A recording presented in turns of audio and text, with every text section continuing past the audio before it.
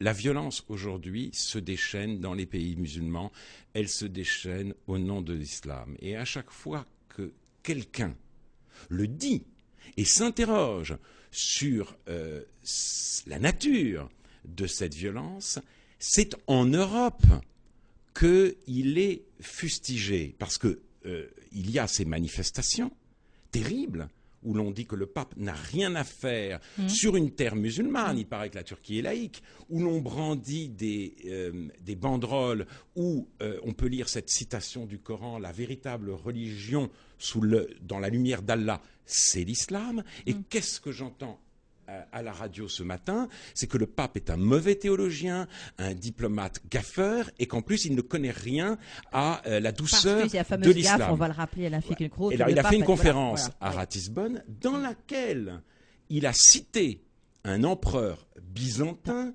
disant que Mahomet avait tort de faire progresser par l'épée la croyance qu'il prêche. Bon, au lieu on a donc dit que le pape s'était lourdement trompé, mais il en va de même aujourd'hui avec le discours sur l'école. L'école s'effondre en France, les sociologues vous disent que le niveau monte. Il y a les islamologues, les sociologues, ce sont autant de baratinologues, si vous voulez, qui veulent nous faire vivre dans la méconnaissance de ce qui est. Ce lien de l'islam et de la violence, il est visible. Aujourd'hui, il est vrai, c'est visible, que la violence dans le monde musulman et hors de lui s'exerce au nom de l'islam. Voilà. Si les musulmans modérés existent, qu'ils se manifestent non pas contre les propos du pape ou les propos de Rédeker, mais contre ces extrémistes-là. Ce sera la preuve de leur force et de leur existence. Malheureusement, ces musulmans modérés semblent parfois n'ouvrir la bouche que pour condamner tout amalgame. Je comprends qu'ils veillent à faire la différence, mais on aimerait que cette différence s'inscrive un peu plus dans l'objectivité, dans la réalité des pays musulmans. C'est tout ce que je dis. Le pape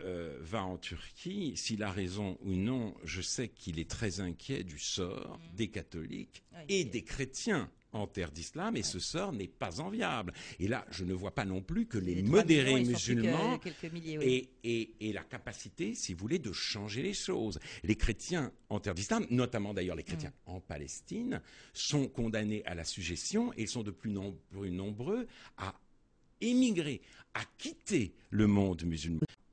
Je dis deux choses. Il faut en finir avec cette situation absurde où plus l'islam est violent, moins on a droit de parler de la violence de l'islam, mais aussi, j'ajoute qu'il faut se garder de figer les choses, il faut se garder de toute essentialisation. Les musulmans ont droit à une vie décente, les modérés doivent pouvoir s'exprimer, peut-être que ce dialogue y aidera, et il faut savoir qu'évidemment, la violence de l'islam, c'est la violence qui s'exerce sur tous ceux qui, en islam, n'adhèrent pas à cette violence, et sur tous ceux d'ailleurs qui n'ont pas la chance d'être des hommes. Donc il faut aussi penser à la situation que l'islam extrémiste fait aux femmes. D'où vient cette violence selon vous, Alain Finkielkraut ?